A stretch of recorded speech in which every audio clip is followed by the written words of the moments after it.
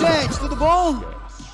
Vambora, estamos Olá. aqui disputando com a salsicha, né, com a coxinha, mas obrigado pela preferência de vocês, eu juro que aqui não engorda. Vamos lá, pra quem conhece, esse aqui é o Causcast. O Causcast é um podcast quinzenal produzido pelo Grupo Consumoteca, onde a gente como já disse, a cada 15 dias, tenta traduzir movimentos da cultura para dar nomes a novos comportamentos. Eu sou Michel Alcoforado, antropólogo, pesquisador, e você sabe bem que quando o assunto é complexo não faço isso sozinho. Faço isso muito bem acompanhado dessas duas gênias, Thaís Farage e Marina Roale, que saíram das telas e dos áudios e vieram pra cá. Oi Marina, tudo bom? Olá, chique, né? Chiquérrimo. Achei chique tá aqui. Deu certo, lá em Niterói, de onde você saiu, isso aí Nossa, isso vai virar manchete em Niterói que eu tô aqui. Vai sair no Jornal da Cidade.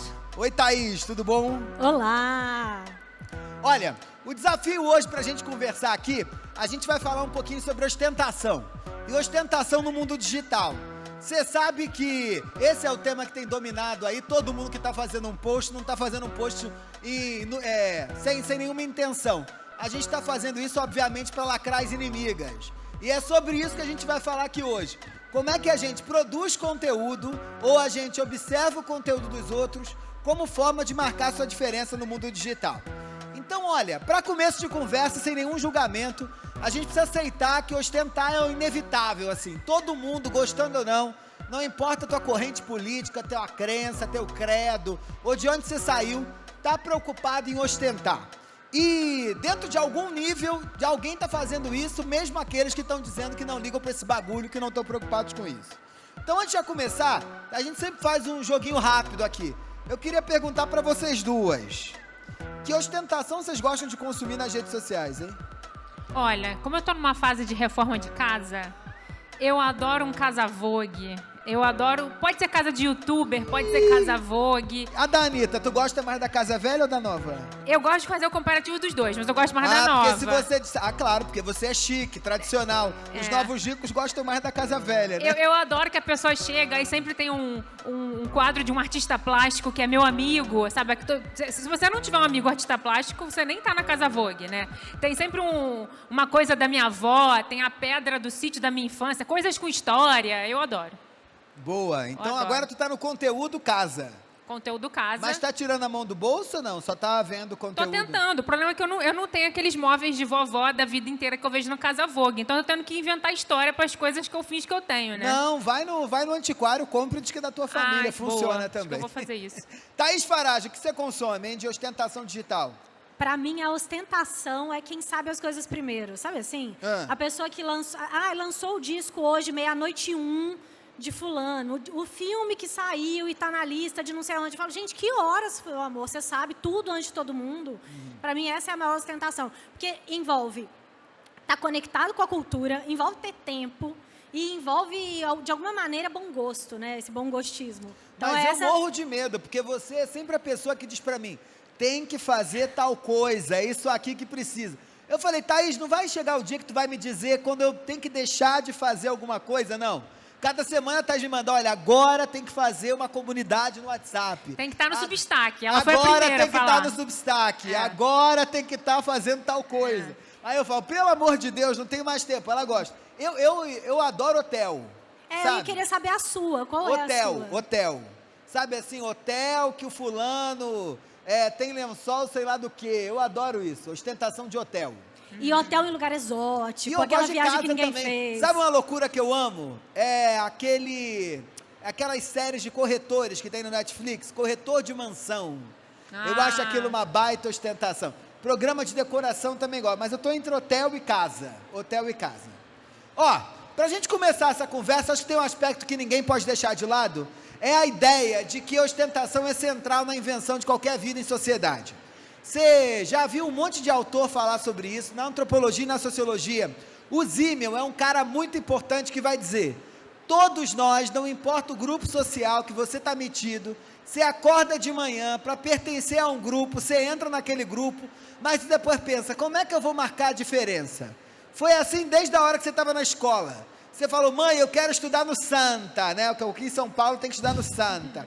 Você entrou no Santa, achando que era chique estudar no Santa, Deu 2 minutos de santo, você já estava assim, como é que eu faço para ser diferente no Santa? A mesma coisa quando você está pensando na faculdade, no grupo do balé, no futebol, não importa o inferno. Você está sempre buscando pertencer e quando você pertence, você está buscando se diferenciar. E um dos vocabulários mais comuns do mundo capitalista para a gente inventar essa ostentação, essa diferenciação, é através da compra de bagulhinhos ou de novos comportamentos que vão mostrar para os outros que você é diferente.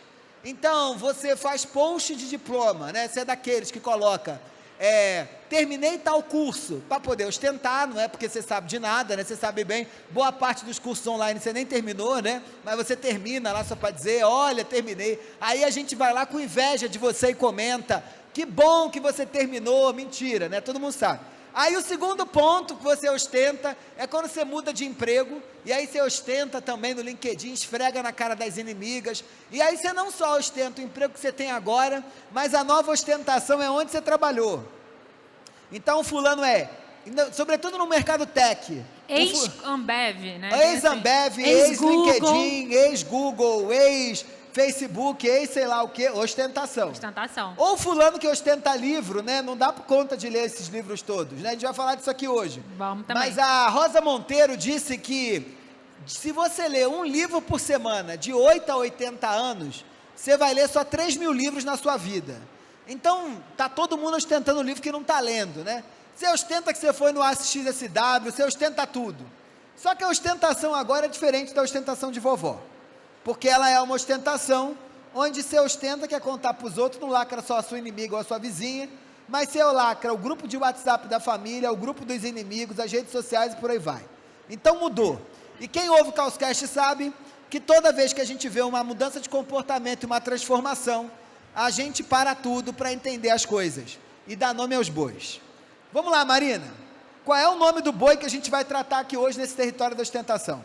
Olha, Michel, a gente vai falar aqui da ostentação estratégica. Como é que é o nome?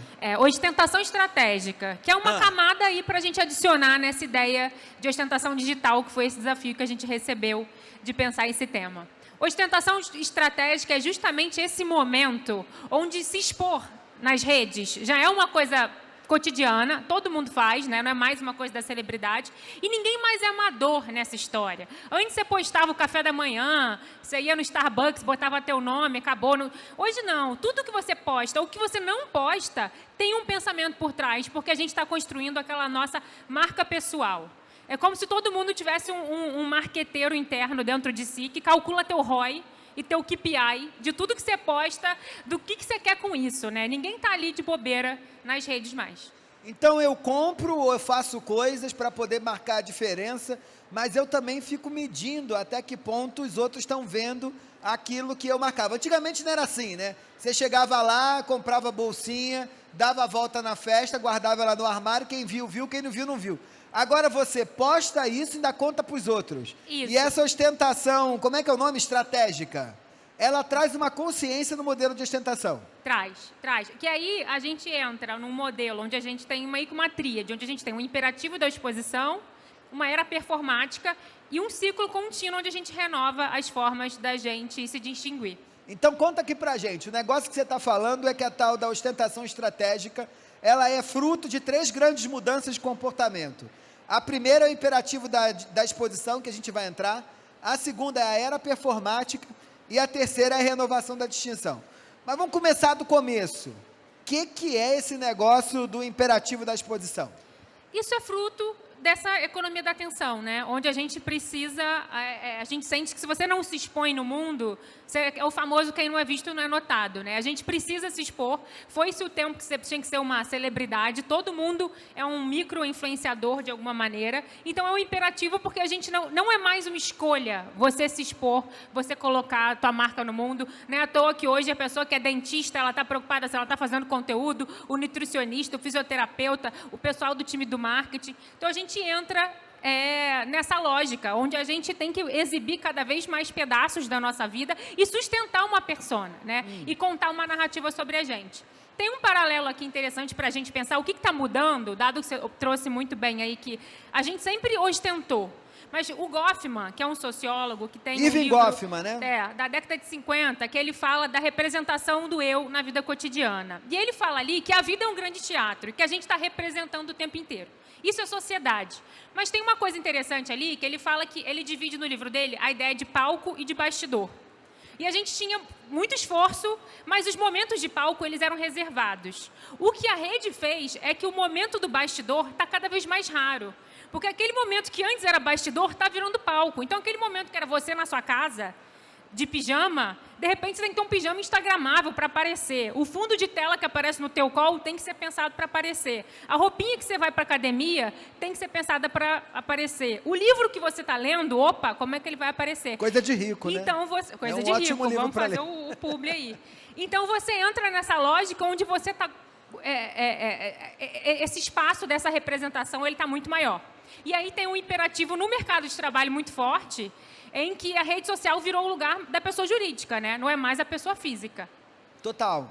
Cada um de nós, não importa você ser CEO, não importa você ser sei lá o quê, está todo mundo preocupado em construir essa persona que seja... que te ajude, né, a ostentar um determinado eu. Senão, sem isso, você não chupa um chicabom, né? É importante falar isso, assim. Você não arruma um emprego, você não vai na padaria, ninguém te quer no Tinder, você não consegue fazer nada, né? É a teoria da internet morta, né? Chegou. A gente não tem mais pessoas vivendo a vida cotidiana, né? A gente, sei lá, no início do Instagram, a gente postava lá o pet, aí postava uma foto feia com aquele filtro que vinha no Instagram, mas era lindo, era assim, ali, um álbum da vida, né? Eu lembro que a gente falava muito isso, vou postar no Instagram as coisas que eu quero que seja meu álbum. Agora não, a gente... tudo, todo mundo, até quem é pessoa física, é pessoa jurídica. E essa é a teoria da internet morta, né? Que vai deixar de ter pessoas... A gente vai deixar de estar vivendo lá dentro e a gente vai estar só performando. Isso é tão doido, que tem uma matéria aqui, um dado aqui que vocês trouxeram, que segundo essa revista Connected Leadership, ela estava mostrando que 1 em cada 2 funcionários preferem trabalhar para CEOs que são ativos nas redes sociais, né? Sim. Então, esse monte de CEO aí que fica postando, gerando comentário, ele não está fazendo isso só porque ele é legal, não, que chora nas redes por você, aquela coisa toda. Ele não está fazendo isso porque ele é legal, não. Ele está fazendo isso porque ele percebe que isso constrói a marca empregadora e isso vai fazer com que a empresa seja mais valorizada no mercado de trabalho, né? Na concorrente. Você sabe que tem uma matéria que saiu na Exame, que está reverberando por aí, que tem um estudo que...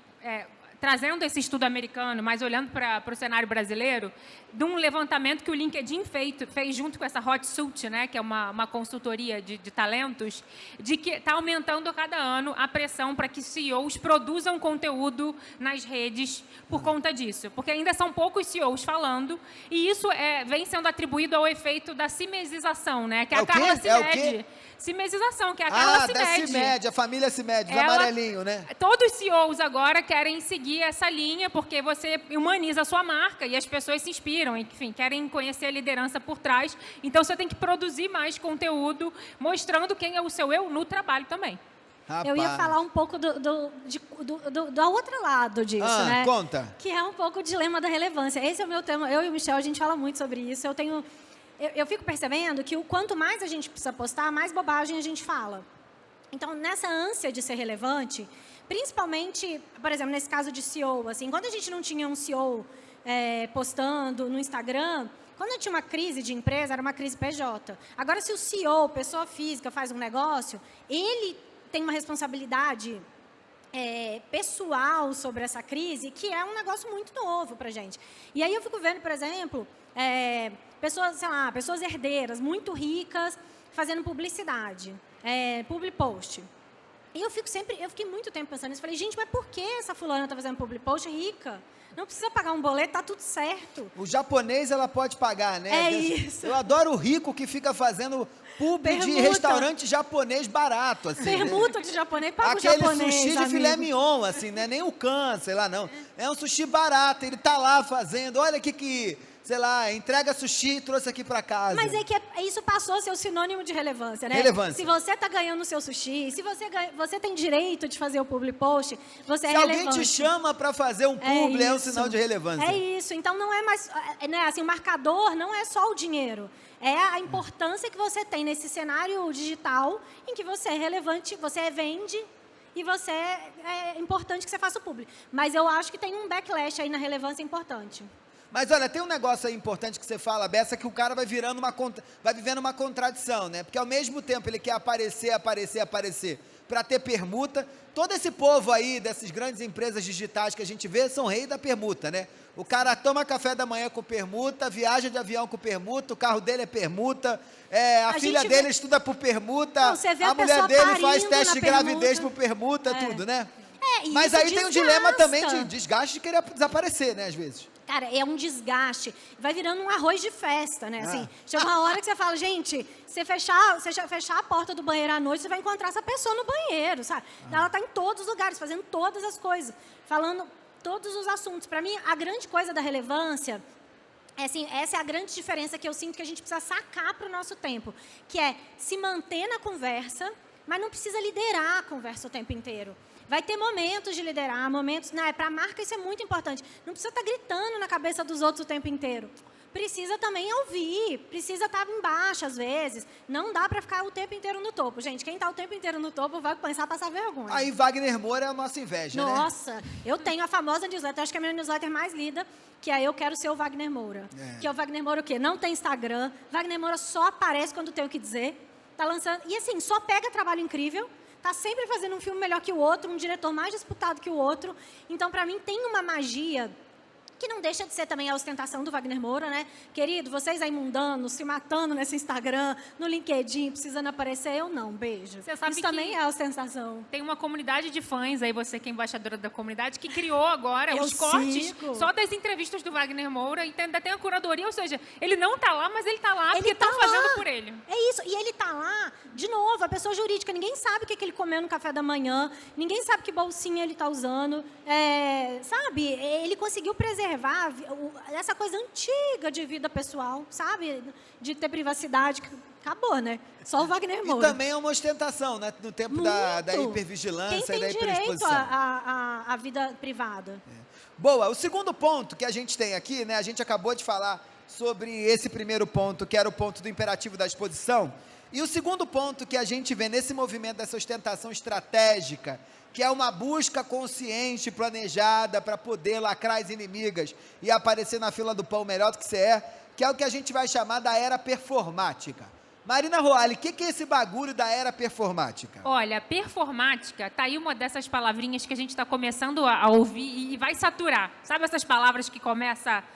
Tipo empoderamento? Inovação, assim, né? Todo mundo começa... Disrupção. Ó, Disrupção, a gente vai disrupção. ouvir muito esse performática. E a gente que vai mapeando tendência, a gente tem visto ela aparecer para descrever cada vez mais fenômenos da atualidade. A gente começou a observar isso ano passado, uma matéria da Dazed, que é uma revista americana super influente para a gente olhar ali novos comportamentos, onde eles estavam mapeando o quanto que as pessoas estavam cultivando nichos a partir das tendências do TikTok. Então, você não escolhe mais o seu hobby, o seu hobby de nicho a partir disso. Você não escolhe mais o seu hobby porque aquilo te dá prazer de fazer. Mas é o quão interessante você vai parecer a partir daquele hobby. Então, tem um KPI ali da interessância, sabe? Assim, o quão interessante eu sou se eu estou cozinhando, se eu estou meditando, se eu estou montando Lego na minha sala e pintando taças com as minhas amigas. Agora que é a moda no TikTok, que é só um monte de mulher pintando taça.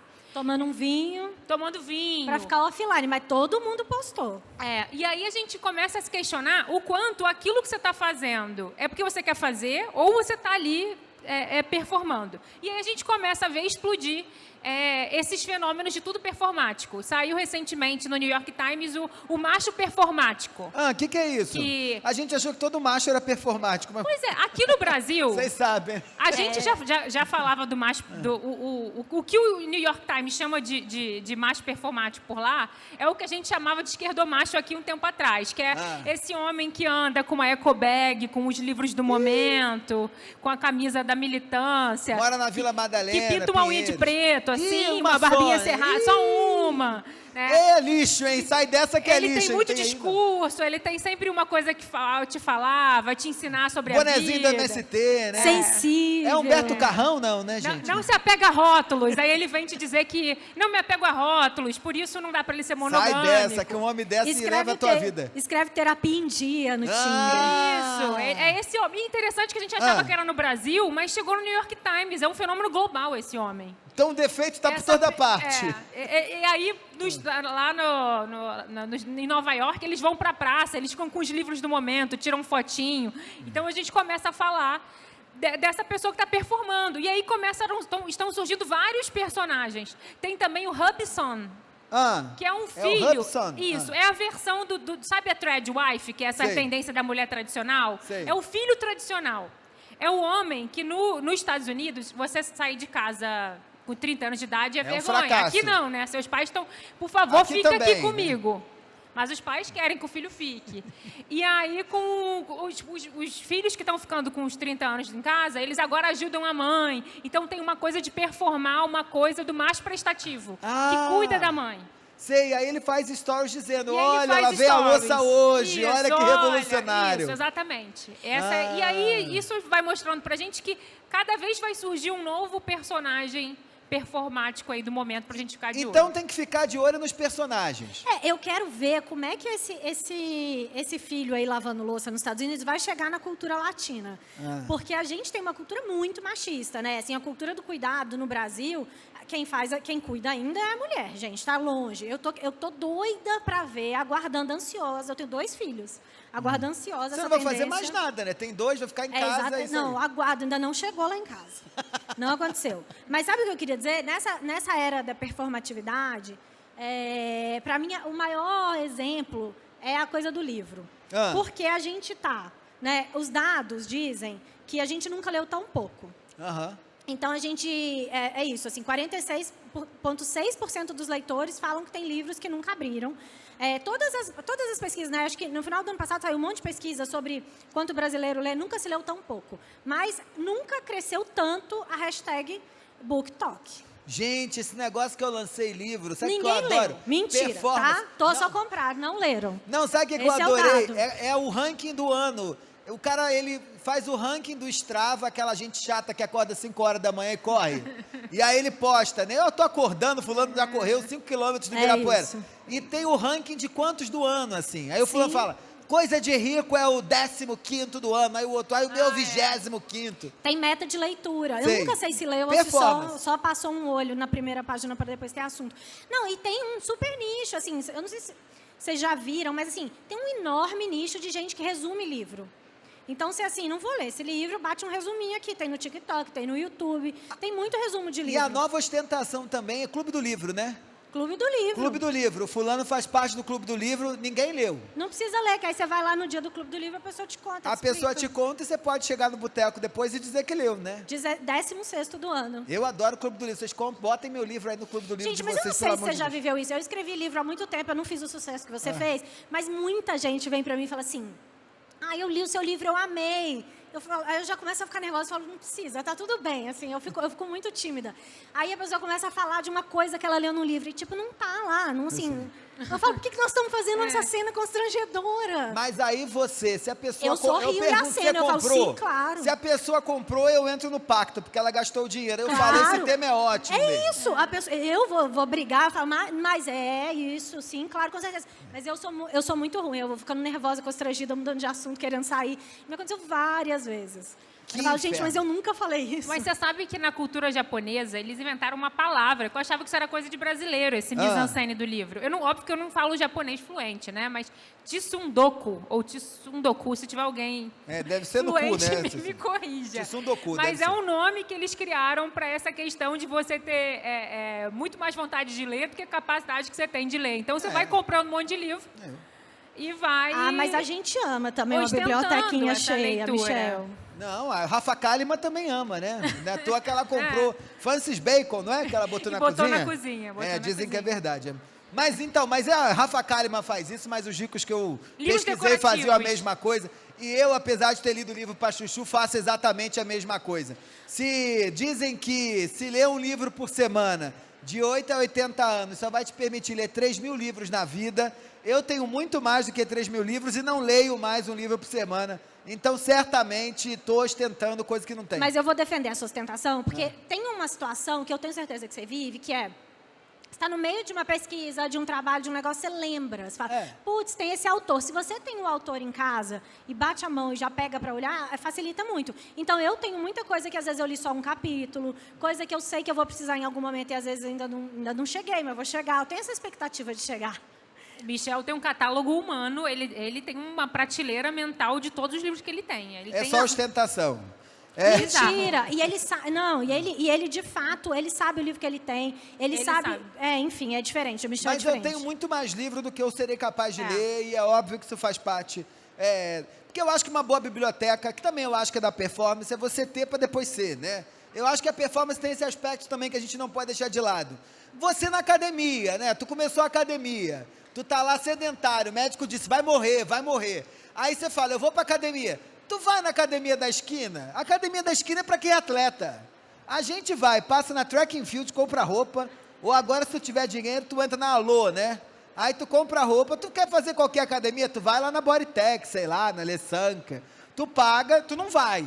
Mas tu paga para começar a fazer alguma coisa. Acho que essa performance que a gente tanto faz, ela é primeiro para convencer a nós mesmos, né? Você naquela hora da bicicleta que tu se mete, né? Mas, gente... essa gente chata da bicicleta também. Eu sou do ritual da bicicleta lá. Mas se comprar roupinha, vai mais na academia. Todo mundo sabe. Vou defender aqui a indústria da moda. Todo mundo sabe que se tiver roupinha nova, vai mais na academia, gente. Boa. E tá barato para viver mais, tô achando bom. Eu tomo um monte de diário. Mas vamos lá, bloco 3. O bloco 3 a gente vai falar da distinção, que é esse aspecto importante, né, de como é que a gente constrói essa distinção que não acaba, né, porque como a gente está nas redes sociais, e aquilo que você lacrou hoje não pode ser usado amanhã e lacrar do mesmo modo, o que acontece é que você todo dia vai ter que ficar inventando uma nova lacração. Marina, conta pra gente desse movimento da renovação da distinção. O ciclo da distinção, ele se renova, é contínuo. Não vai existir o código do como você se diferencia. É que nem o algoritmo de Instagram. Quando você acha que você dominou, já mudou de novo, né? Porque as pessoas estão nesse embate de pertencer e de diferenciar. E aí, eu acho que para a gente pensar que a gente que trabalha com marca, a gente que, né, constrói marca pessoal, tem que estar de olho nesse radar de que códigos são esses, para onde a coisa está mudando, para quem que cada um tá trazendo ali cada código. Mas tem uma coisa aqui que eu trouxe para você ter o momento de fazer o publi do seu livro, que eu vou te citar, mas então eu vou passar a bola para você, que é o que você fala de que as coisas ficam gastas. Eu acho sensacional, né? Ficam gastas para além da aptidão física de algo ficar desgastado. Morre antes, no Brasil morre antes, né? As coisas acabam antes delas acabarem, né?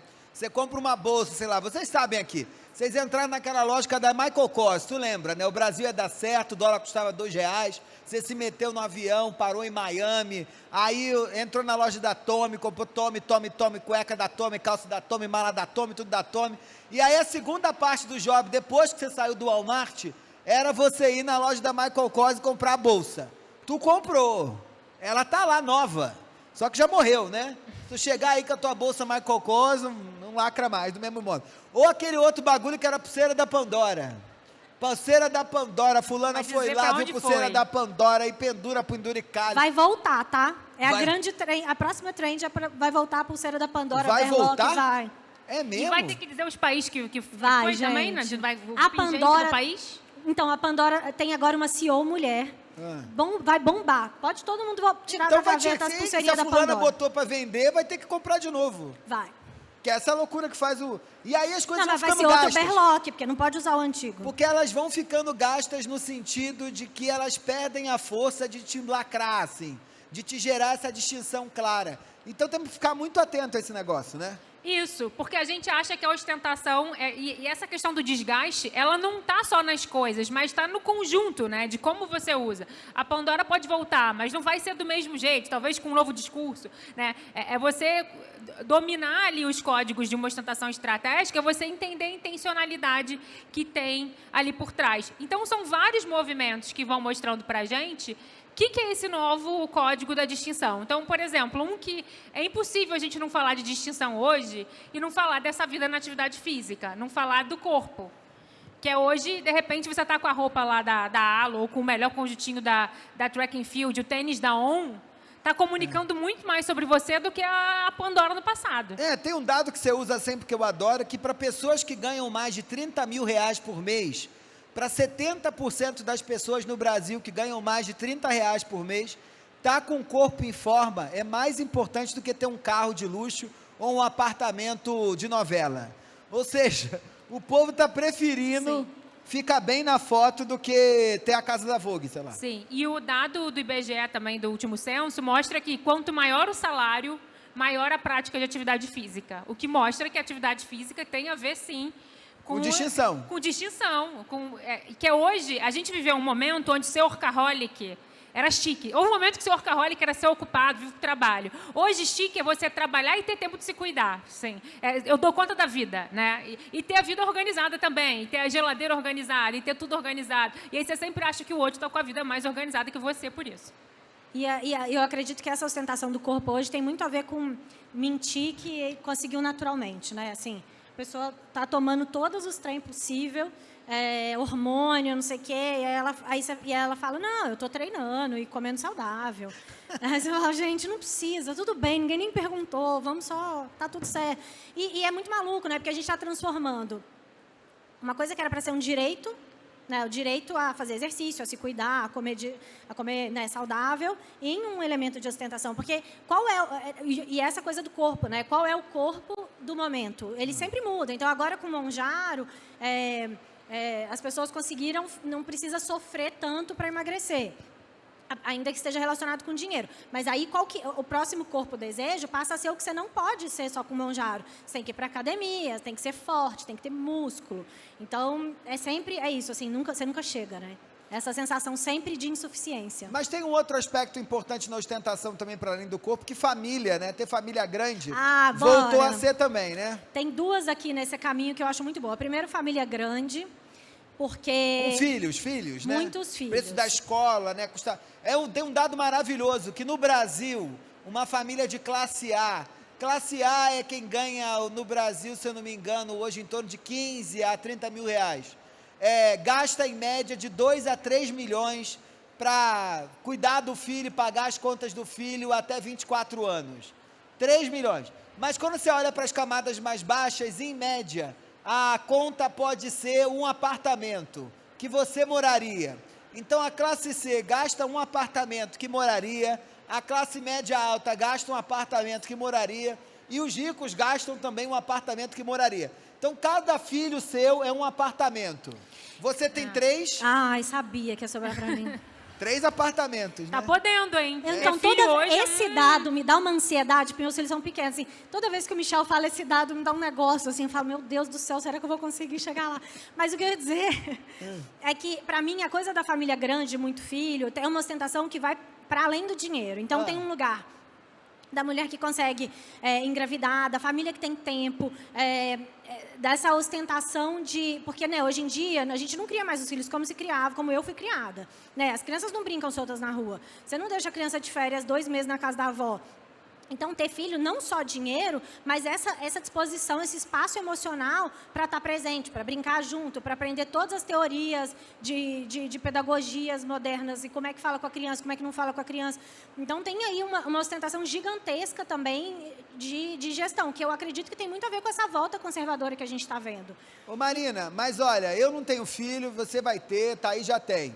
Eu acho que um caminho para a ostentação é essa coisa de muito filho, como a gente já falou, e nos Estados Unidos esse é um movimento importantíssimo, mas olhando para o cenário da minha casa, que eu moro sozinho, eu acho que chegar lá e eu acender a própria luz, sabe, abriu a porta, quem acende a luz? Eu. O que eu faço? Eu deito na cama e faço o que eu quero. Silêncio virou um baita elemento de ostentação também. Não à toa os ricos estão ostentando, mesmo com filhos, a ideia do turismo do silêncio, né? Isso. A gente vai sempre buscar aquilo que todo mundo já acessou e se distinguir, né? Então, nessa era de caos, nessa era onde a gente está se percebendo no ruído, tanto no ruído digital quanto no ruído físico, né? Houve um momento em que a gente usava as redes para escapar da vida, né? Da vida lá fora. Hoje a gente está escapando das redes. E a gente sente que a gente precisa ir nos lugares de silêncio, com baixo estímulo, Porque hoje você tem estímulo de tudo, de música, de som, de trabalho, interrupção a todo momento, né, na tela, que a gente está sempre sendo mediado ali nas nossas relações. Então, silêncio é para quem pode hoje, né? Quem consegue passar 24 horas numa situação com calma, com silêncio, com domínio ali do seu tempo. Então, ter esse domínio ali das condições do ambiente onde você está, vem criando uma categoria dentro do turismo, que são retiros de silêncio que as pessoas fazem, spas de bem-estar, momentos para você se reconectar ali com você, para você meio que voltar e encarar a vida. Não, se a pessoa, capaz que se eu ficar no silêncio eu tenho uma alergia, eu tenho que ser internada. Nem lembro como é que é silêncio, gente. Mas eu tenho mais uma ostentação para a gente ir encerrando. Boa. Tem uma pesquisadora, Luciana Petersen, que ela fala sobre religião. Ela fala como a religião entrou, como a religião agora é lifestyle. Eu sei, primo rico, né? É isso. Todos batizados agora, né? Isso. E assim, então a religião era um lugar extremamente privado, gente. Muitas vezes você convivia com a pessoa a vida inteira sem saber qual era a religião dela. Agora a gente está o tempo inteiro mostrando a religião. E aí também a ostentação de, eu tenho o pai de santo que é do famoso. Eu caso naquela igreja que só tem data para daqui a 4 anos. E, bom, Ministério da Comunicação, muitas igrejas têm. Então estamos aí botando também a religião para dentro da ostentação. É porque não é só o que você tem, né? De repente, os seus valores são passíveis de serem ostentados. Mostra que você leva uma vida na religião, você está acima. Tem uma coisa de uma coisa da superioridade, do bem que você cultua. E tem é interessante você alimentar essa reputação dessa persona, dessa vida religiosa, dessa comunidade que você constrói em torno da religião. Marina, para a gente ir caminhando para o final, você sabe que a gente olha para comportamento, mas sempre pensa como é que isso impacta em negócio. O que você acha aí, rapidinho, que impactos a gente vai ter no mundo dos negócios a partir desse movimento da ostentação estratégica? O impacto do mundo dos negócios é a gente sempre entender que distinção você está promovendo para o seu consumidor, né? O que ele quer mostrar e o que ele não quer mostrar. A sua marca, a gente tem que achar, as pessoas acham que só marcas de luxo estão nesse debate da ostentação. Toda marca, a partir do momento que eu uso uma camiseta, que eu seguro um copo, que eu uso alguma coisa, que eu pratico um serviço, eu sou vista de uma maneira diferente com a tua marca. O que eu estou parecendo, né? O que acessório essa sua marca ela está gerando para mim? E a gente fugir daquele papo que de vez em quando vem no mercado, de que agora ostentar pega mal, a gente quer a ostentação luxuosa, silenciosa. Toda ostentação ela é barulhenta, de certa forma, né? Porque senão não tinha um monte de blogueira aí te avisando, olha, quiet luxury, se aquilo é silencioso, porque está todo mundo falando, né? Então, acho que a gente que está na comunicação tem que estar nesse passo atrás dessa intenção e saber jogar esse jogo. Boa. E que cada grupo vai ostentar diferente, né? Também entender isso, como cada recorte ostenta uma coisa de um jeito diferente, com uma finalidade diferente.